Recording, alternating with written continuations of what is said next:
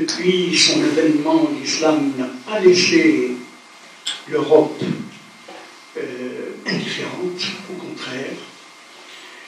Et donc, il y a un islam vu par le Moyen-Âge, un autre par l'époque classique, et notamment les Lumières. C'est l'époque où l'on a commencé à rectifier le tir, à regarder autrement l'islam. Puis va le 19e siècle, le romantisme et l'islam.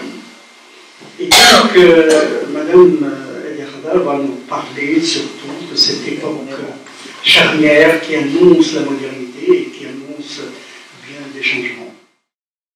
En tant que chercheur et enseignante de littérature et civilisation française, les manuels d'histoire littéraire donnent une image qui est souvent difficile à définir quant à l'islam.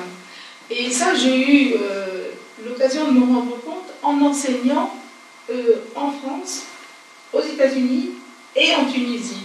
Les mêmes textes. Et les réactions sont parfois toujours différentes et étonnamment complexes, voire contradictoires. Donc je me suis posé la question à différentes reprises s'il fallait déconstruire cette histoire littéraire, s'il fallait la reprendre autrement quand il s'agit de l'enseigner ici ou là, ou bien s'il fallait tout remettre en question. Donc il fallait faire une contre-enquête, il fallait tout remettre à plat et reprendre un petit peu cette vision qu'a l'Europe de l'islam et comment elle apparaît dans la littérature. L'actualité aidant, l'actualité m'a rattrapée puisque à partir de l'année 2000, l'effervescence sur les questions concernant l'islam ne cesse de se développer. Donc j'ai réuni tous ces travaux extra-universitaires, si je puis dire, dans cet ouvrage que j'ai intitulé « Les Lumières et l'Islam, quelle altérité pour demain ?» Et là, j'ai essayé de mettre tous les travaux de le regard européen sur l'islam.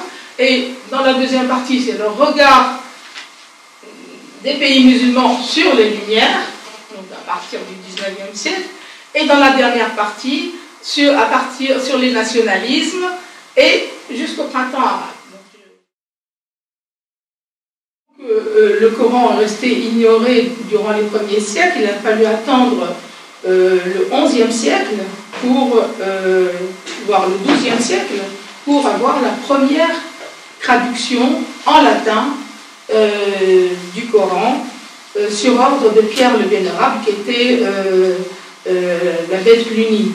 Il est allé en Espagne, en Andalousie, demander à faire traduire le Coran, mais dans un but qui est plus, c'est l'époque des croisades, bien sûr, et dans un but où il fallait trouver des arguments pour lutter contre l'islam, parce que les croisades, évidemment, c'est l'épée, mais là, c'est vraiment au niveau des controverses. À la fin du Moyen-Âge, l'islam était, en tant que religion, bien sûr, était à peu près inconnu, et l'Église catholique l'avait ignoré de parti pris. Elle avait fait brûler l'édition arabe de Venise en 1530, et le pape Alexandre avait interdit d'éditer ou de traduire le Coran. La Renaissance reprit la même traduction latine en 1550 avec une préface de Martin Luther. Alors évidemment, Martin Luther, c'est très important puisque là, on est dans quelque chose qui va basculer et qui va remettre en question toute l'histoire du catholicisme. Et cette citation que j'ai choisie, afin que les chrétiens puissent réfuter ces positions théologiques. Luther fut critiqué car la simple adhésion à des fins polémiques constituait une reconnaissance dangereuse de son importance religieuse. Pourquoi? Parce que jusque on ne voulait pas reconnaître du tout que l'islam était une religion. C'était une secte, une hérésie, pas du tout une religion. Donc le fait déjà d'accepter de préfacer cette traduction, c'est une façon de reconnaître que c'est une religion. Il faut attendre 1547 pour avoir la première traduction en langue européenne. Et là, on sait que la réforme insistait beaucoup à ce que la Bible soit traduite en langue européenne. Et là, on voit que ça touche même le Coran. L'Alcorano di Muhammad, paru en 1547, de Ribben. Et puis, en allemand, Der Türken Alkoran, c'est aussi traduction allemande, puisque pour les Allemands, le Coran, c'était la Bible turque. On appelait aussi la Bible turque. Alors, il y a deux dates importantes que j'aimerais rappeler. C'est d'abord 783, qui connaît un recul des Ottomans devant Vienne, où l'islam ne représente plus un danger. Il faut bien sûr attendre encore plusieurs signatures de paix pour arriver à la paix de Kenardji, mais déjà ce n'est plus un danger, l'Empire ottoman. Et 785, qui est une date aussi très importante, c'est la révocation des Édits de Nantes, qui va mettre en place une intolérance civile, un roi, une loi, une foi, et de nombreuses querelles religieuses, et une mise en place de l'absolutisme royal. Au XVIIIe siècle, les études orientales se développent et la Révolution française, par un arrêt du 10 Germinal en 3, la Convention fonde l'école des langues orientales de Paris. Donc là, on voit bien qu'il y a un intérêt pour les langues, pas seulement la langue arabe, la langue perse, la langue turque, toutes les langues orientales. Et c'est ainsi que l'on va voir se développer tout un savoir. Il y a une fabrique des savoirs qui se met en place, et cette fabrique des savoirs, on va la voir se développer à travers tous les écrits. D'abord les dictionnaires.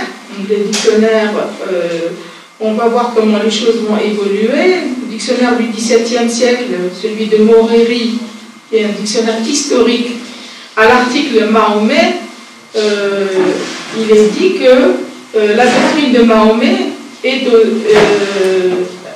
il la ramène à la doctrine de Mahomet aux hérésies d'Arius et de Nestorius. Gabriel Naudet classe Mahomet aux côtés de Numa et Romulus, parmi les imposteurs illustres.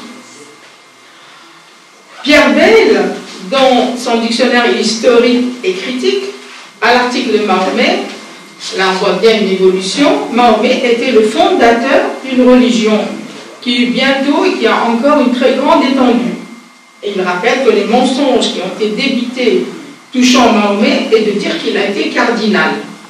Donc on a voulu en faire un sectaire, un hérétique, mais lui dit que c'est un... Donc on voit bien une évolution déjà au niveau des connaissances, au niveau des attributions. L'islam se dit islam, islamisme, musulmanisme, islam, mahométisme. Et musulman, au Moyen-Âge, on parle surtout d'arabes et de sarrasins. Au XVIIe, de morts et de barbaresques. Et au XVIIIe siècle, il est question de turc. Non, quand on dit le turc, c'est les musulmans. Ou le mahométan. Comment nommer le prophète de l'islam? Bien, le nom du prophète a pris une quarantaine de formes dans les langues occidentales, jusqu'au XVIe siècle. Alors, je donne quelques exemples. Mahon, Mahomet, Mahoum, Mohamed, Mahomet. Mais au XVIIIe siècle, le nom du prophète se dit en français Mahomet, proche de la prononciation turque Mehmet. Le Coran, au XVIIIe siècle, est s'orthographie Al-Coran avec un K, Al-Coran avec un C, ou le Coran. La première syllabe de ce mot correspond à elle. Le Coran que je nomme, alors ça c'est une citation de Voltaire, le Coran que je nomme ici Al-Coran, pour me conformer à notre vicieux usage, veut dire le livre ou la lecture, dans l'essai sur les morts. Alors il faut savoir que la plupart des traductions qui ont été faites du Coran au XVIIe et XVIIIe siècle, elles sont toujours suivies de la vie de Mahomet. Et toujours, on connaît qui est ce prophète. Le XVIIIe siècle va regarder l'islam avec compréhension. L'idée de l'égalité des dispositions naturelles chez tous les hommes permettait de réexaminer la vision des siècles antérieurs. De Bayle, qui regarde l'islam comme une religion rationnelle, proche du déisme que professent les empereurs, à la vision apologétique de Boulainvilliers, le regard occidental sur l'islam au XVIIIe siècle n'est plus le domaine privilégié des religieux. Alors là, c'est ce qui est important justement au XVIIIe siècle, c'est qu'il est l'affaire de tous. Catholiques, protestants, déistes, libre-penseurs, et je dirais même athéistes, et on la liste est longue. Donc j'ai pris uniquement ces quelques exemples. Alors, les premières traductions que l'on va avoir en langue européenne, et notamment en français, elles sont toujours accompagnées d'une réfutation. Alors, on traduit le Coran, mais on le réfute en même temps pour prouver l'orthodoxie chrétienne des auteurs. On traduit le Coran, mais on n'est pas pour le Coran, hein, c'est juste pour faire savoir. Alors, Michel Baudier, en 1625, traduit et il écrit une histoire de la religion des Turcs avec la naissance et la vie et la mort de leur faux prophète, Mahomet, donc il est déjà de faux prophètes, suivi d'une réfutation, et je cite, afin que le venin des Turcs fût suivi d'un antidote. Le venin des Turcs fut suivi d'un antidote. La phrase est importante parce qu'elle en dit long. En 1634 aussi, on a une histoire critique de la créance et coutume des nations du Levant. La première traduction en langue française est celle de De Rivière en 1647, qui était consul de France en Égypte. C'est une traduction qui se veut neutre, donc je tiens à dire, bon, pas littéral, mais disons avec un ton neutre, mais à la fin, il a placé une épître sur le plan de la défense du christianisme. Il y a toujours le respect de l'institution catholique, donc on a traduit, mais on n'est pas pour. Hein. C'est pas parce qu'on a traduit qu'on est pour l'islam ou qu'on reconnaît l'islam. Bon. Donc une image va se mettre en place petit à petit à partir de 1710 avec les philosophes, et notamment Leibniz dans son Théodicée, parce que le prophète ne s'est pas écarté de la religion naturelle. Donc ça c'est une idée déjà qui se met en place, l'idée de religion naturelle. Lessing prend la défense du prophète contre la thèse de l'imposture. Tout au long du Moyen-Âge, c'était l'imposture. Donc, il prend la thèse contre. Et le théologien et philosophe Samuel Reimarus éleva le Coran au rang de source de préceptes de la religion naturelle. Donc, il y a toujours cette idée de religion naturelle qui réapparaît dans l'appréciation que l'on donne de l'islam. Et tout de suite, on va avoir se préciser un courant qui va de plus en plus dénigrer l'islam. Et ce courant, c'est celui qui apparaît avec Prideaux. Alors, ce qu'il faut savoir, c'est que tout ce qui se passe en France n'est pas solitaire. Au XVIIIe siècle, comme pendant la Renaissance, où la Renaissance, il y avait Luther, Calvin, etc. Donc, tous ces gens pensaient ensemble, correspondaient ensemble. Au XVIIIe siècle, c'est la même chose. Ce qui se passe en Angleterre est tout de suite perçu en France. Ce qui se passe en Allemagne, en Hollande, il y a une circulation des idées Et Prideaux donc, va démontrer que la théorie des déistes et des unitariens, on va en parler, des unitariens tout de suite, car l'islam est plus proche du christianisme monothéisme que l'anglicanisme. Puis là, il y a un débat sur l'anglicanisme, et c'est Mahomet, dit-il, l'imposteur, pas le Christ. Alors, le titre de son ouvrage, c'est « La vie de Mahomet », où l'on découvre amplement la vérité de l'imposture. Il va illustrer cet ouvrage avec des gravures qui montrent le prophète en train de soit combattre, Mahomet triomphant de ses ennemis, etc. Il montre le prophète en tant que combattant, comme un homme de conquête. À côté des catholiques comme Prideaux, on va voir les antitrinitaires. Et les antitrinitaires, c'est assez intéressant parce que eux, ils sont contre la Trinité.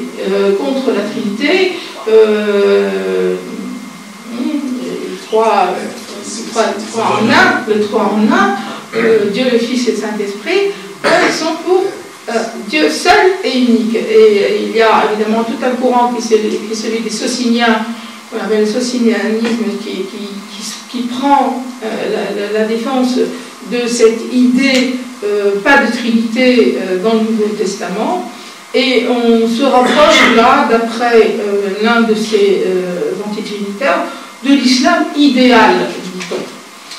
Donc là, c'est un mouvement également intéressant à souligner. On en arrive aux libres-penseurs, les libres-penseurs qui vont développer l'idée que le prophète Mahomet est tout autant que Moïse et le Christ, ce sont tous des imposteurs. Donc, on va avoir le traité des trois imposteurs. Alors, évidemment, c'est un pamphlet anti-religieux. Donc les trois imposteurs, on va voir tout se développer, plusieurs manuscrits proches de cette tendance, comme cette lettre d'un médecin arabe à un fameux professeur de l'université de Halle, ou encore les difficultés, le mémoire de Méliès sur les difficultés de la religion. Il y a tout un courant qui cherche à mettre, j'allais dire, les trois prophètes dans le même esprit de l'imposture.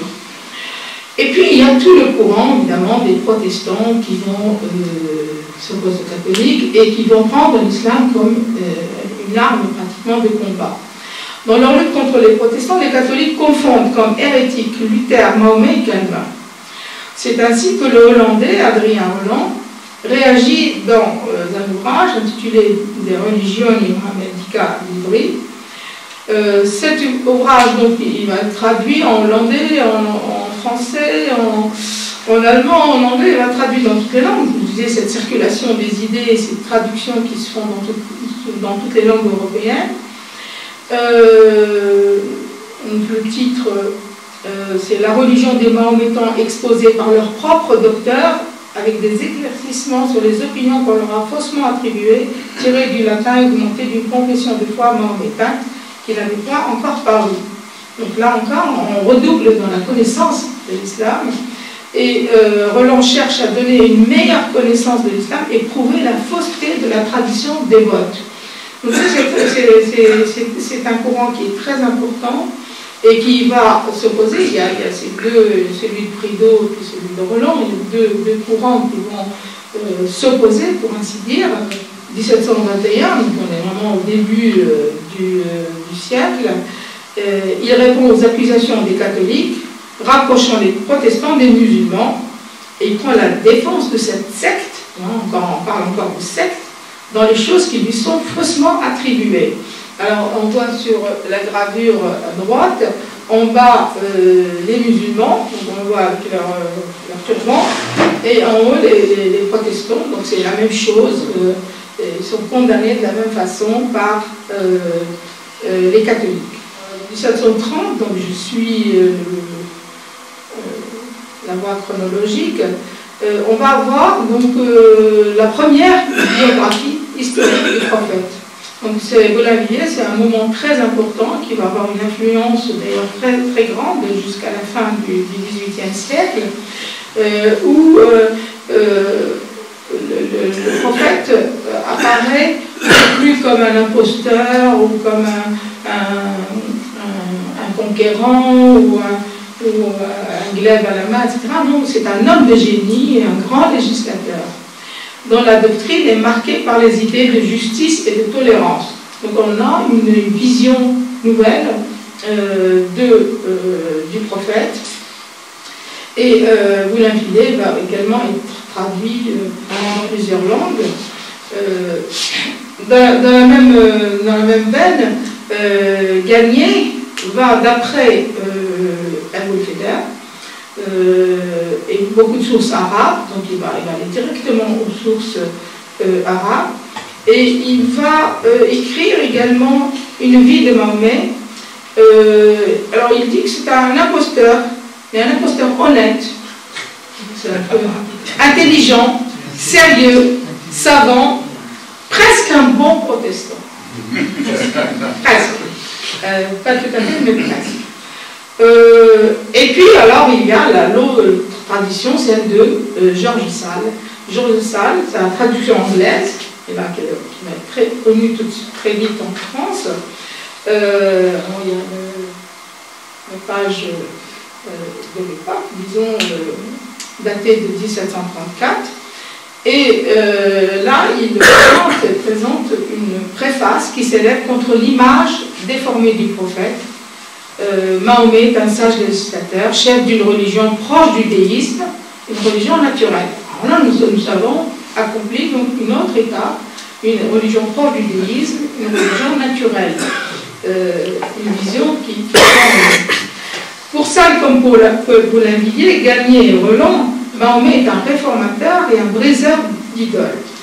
Et là, il se réfère à la sourate 9, je ne sais plus dans quel... contre le pouvoir des prêtres. Ouais, il manque un truc. Et ils blasphèment, ils adorent leur docteur et leur prêtre, et encore le Messie, fils de Marie, qui leur a commandé de n'adorer qu'un seul Dieu. En 1783, donc on a une deuxième traduction française, le Coran traduit de l'arabe avec une vie de Mahomet, toujours celui de Mahomet. Là encore, c'est un homme de génie, le prophète. Il a triomphé de l'attachement des Arabes à l'idolâtrie. Il leur a donné un culte et des lois. Et la morale qu'il prêche est fondée sur la loi naturelle et sur ce qui convient alors au pays chaud. Là, on trouve une idée de Montesquieu, la théorie des climats, dont on parlera tout à l'heure. À cheval entre le 18e et pendant la Révolution, Pastore qui va lui comparer Zoroastre, Confucius et Mahomet. Donc on est dans une comparaison de religions asiatiques, si je puis dire, ou orientales.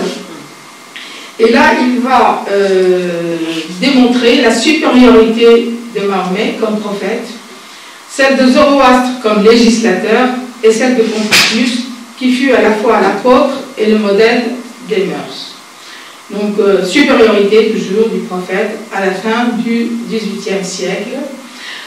Voilà en ce qui concerne donc les textes, disons, qui relèvent des controverses religieuses entre catholiques, protestants, déistes, trinitaires, antitrinitaires. Donc ce sont des textes qui sont des textes de base que l'on n'étudie pas, qu'on ne retrouve pas, dont on ne trouve pas les traces du tout dans les ouvrages d'histoire littéraire, ou très peu en tout cas, et qui peuvent nous aider, bien sûr, à mieux déterminer, à mieux comprendre ce qui se passe dans la littérature. On constate d'abord qu'il y a beaucoup de traductions, dont la plus importante, la première, c'est celle de Barthélemy d'Herbelot. Barthélemy d'Herbelot qui va traduire de nombreux textes et rassembler dans une bibliothèque qu'il appelle la bibliothèque orientale. La bibliothèque orientale peut être considérée comme la première somme orientale traduite en Occident. Et là, évidemment, on va voir une pléiade de gens comme Galland, qui traduit les mille et nuits, Bétis de la Croix, qui va également. Bétis de la Croix, lui, va écrire les mille et un jours. Et tout cela va permettre de connaître un peu plus sur l'islam et sur, en tout cas, bon, sur l'Orient, mais sur l'islam. Moi, je ne parle pas trop de l'Orient. Alors, la bibliothèque orientale, cette œuvre, dans son ensemble, réhabilite les Turcs et la civilisation musulmane et cite de nombreux écrivains et poètes. Les érudits étudient l'Orient comme on étudie l'Antiquité pendant la Renaissance. Dans la Renaissance, c'était ça, l'apprentissage, c'était l'Antiquité, maintenant c'est l'Orient. Et une image positive apparaît, tranchant avec la légende noire du Moyen-Âge. Donc, les choses évoluent petit à petit. On va le voir dans les romans et dans les contes. Je ne vais pas faire un cours de littérature, mais quelques exemples, 2 exemples en tout cas. Chez Montesquieu, dans les lettres de Versailles, Usbek, qui est un des personnages principaux des lettres de Versailles, et qui part de Perse à Paris, jusqu'en France et à Paris, pour découvrir la science et pour apprendre les sciences et pour découvrir. Donc c'est un esprit libre, mais c'est aussi un despote quand il s'agit de son sérail. Et il demande à la fin de tuer, de sévir. Il dit ça à ses eunuques, il faut sévir parce que le sérail se révolte. Et puis Voltaire, dans Candide. Zadig surtout. Oui, dans Zadig bien sûr, mais dans Candide, j'ai pris l'exemple de Candide parce que il y a moi je travaille sur ces contradictions. Dans Candide, il y a l'histoire de la vieille captive au Maroc, qui se trouve alors des scènes absolument effrayantes qui rappellent un peu ce qui se passe en ce moment avec Daesh dans certains pays. Où elle se retrouve sur un amas de corps tués, des têtes, elle se réveille avec plein de trucs, et puis on lui coupe la fesse, on lui coupe je sais pas quoi. Enfin, il lui arrive plein de malheurs dans le pays musulman. Et puis, la fin de Candide, qui est absolument succulente, où Candide rencontre le bon musulman qui lui apprend finalement tout un savoir-vivre. Il faut cultiver notre jardin. Le musulman avec ses filles qui petites mangent tout ça. Mais moi je dirais simplement, puisque je parle en général, d'abord de Zahir, qui était une pièce à grand succès et qui donne une image plutôt favorable de l'islam, mais à l'époque des croisades. Donc on a une figure d'un personnage qui représente la générosité, la passion, et puis le fanatisme, bien sûr. Mahomet le prophète, la pièce qui aujourd'hui fait scandale, mais qui à l'époque faisait scandale aussi, mais pas pour les musulmans. Les musulmans ne l'ont jamais interdite à l'époque. C'était une pièce dédiée au pape d'abord, et elle est interdite par le Parlement de Paris après 3 représentations. En fait, Voltaire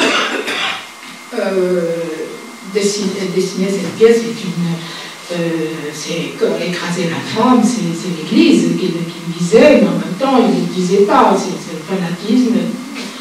Au XVIIIe siècle, on va voir un nouveau personnage comique d'Arlequin avec l'écrivain Le Sage. Le Sage, donc, va écrire toute une série. Je donné que quelques exemples, mais moi j'ai travaillé sur les manuscrits à Paris. Il y a réellement une matière qui n'a rien à envier à Charlie Hebdo. C'est vraiment une matière abondante. Ce sont des pièces qui n'ont pas toujours été jouées ou qui n'ont pas toujours été publiées. Donc, moi j'ai travaillé sur les manuscrits. Et là, il y a Arlequin Mahomet, Arlequin Sultan Favorite, Arlequin Ullah, les pèlerins de la Mecque, etc. Et tout cela est souvent illustré d'ailleurs.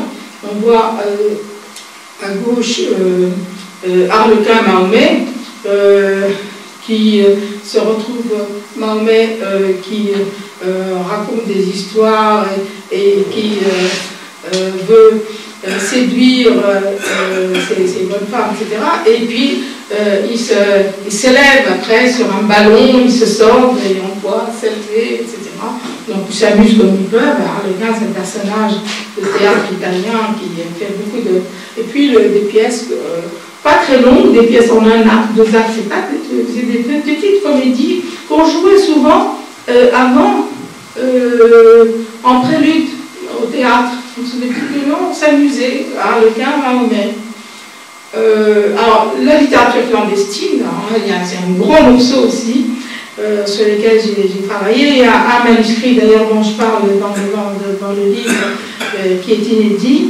Eh bien, là encore, c'est outre les trois imposteurs, le traité des trois imposteurs, la littérature clandestine insiste beaucoup sur la vie intime du prophète.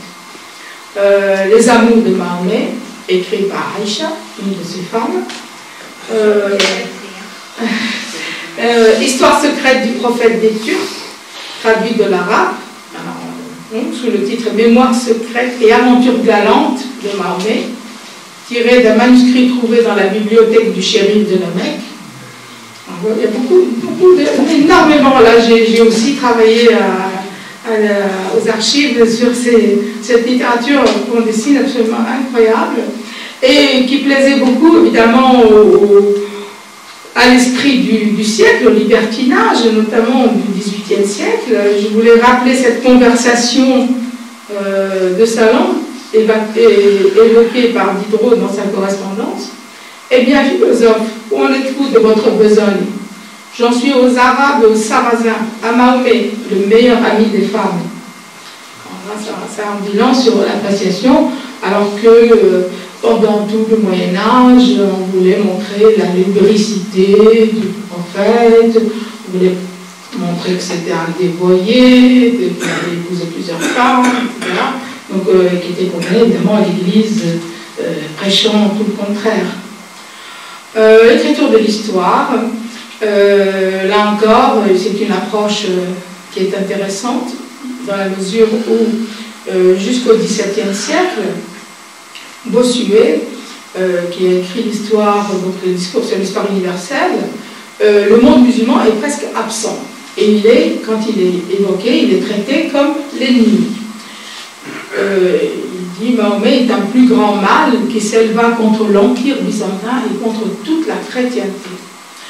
Au XVIIe siècle, Pascal, en préparant son apologie du christianisme, considérait le prophète de l'islam comme un dangereux adversaire.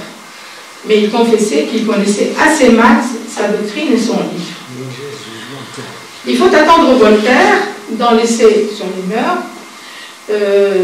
sous l'influence de Sales, dont on a parlé tout à l'heure, et de Boulainvilliers, puisqu'on sait que ces livres étaient dans sa bibliothèque, et il les connaissait bien. Voltaire est un grand législateur. Selon René Pommeau, mon professeur de thèse, qui est spécialiste de Voltaire, refusant la divinité du Christ, dit-il, et la Sainte Trinité, l'islam ne pouvait que plaire à ce déiste assoiffé de foi rationnelle. Montesquieu, donc toujours dans cette histoire l'esprit des lois, dans l'esprit des lois, il établit, donc on revient à cette histoire de théorie des climats, l'islam convient aux pays chauds et il convient aux pays où il est établi. Donc là encore, c'est une théorie qui est discutable et discutée. De plus, il estime que ce qu'il appelle le gouvernement despotique a partie liée avec la religion mahométane. Donc d'où va naître évidemment toute cette idée de despotisme oriental. Le despotisme lié à la religion mahométane. Donc les pays musulmans ne peuvent avoir d'autres formes de gouvernement que celle du despotisme, alors que pour d'autres, il y a la monarchie, d'autres formes de gouvernement. À partir de la deuxième moitié du XVIIIe, les voyageurs vont avoir plutôt un regard orienté. Alors j'ai pris ces deux exemples, le baron de Todt, qui voyage en Turquie et dans une partie de l'Orient. Il écrit sur les Turcs et les Tartares.